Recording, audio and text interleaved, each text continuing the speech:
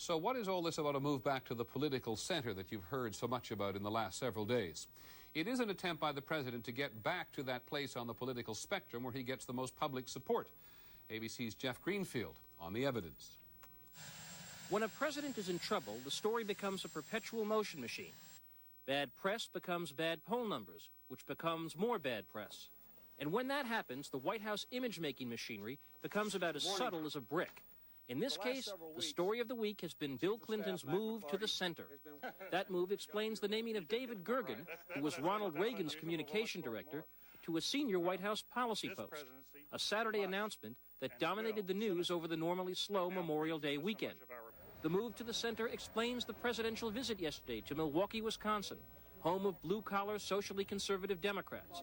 It explains not just the down-home pictures, but the more conservative language as well. Some, but not all, in the National Democratic Party have placed too much faith in the whole politics of entitlement, the idea that big bureaucracies and government spending demanding nothing in return can produce the results we want.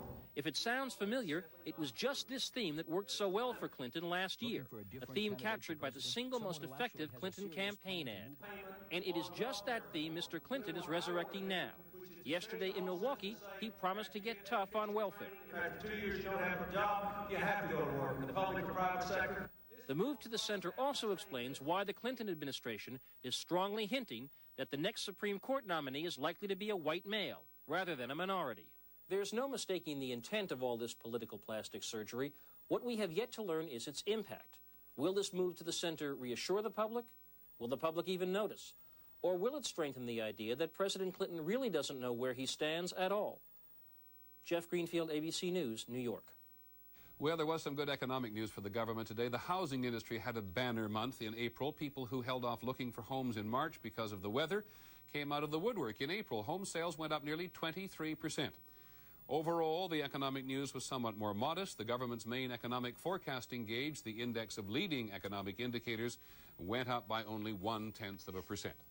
On Wall Street, the Dow Jones Industrials gained about a point to close at 35.53, and the trading was heavy.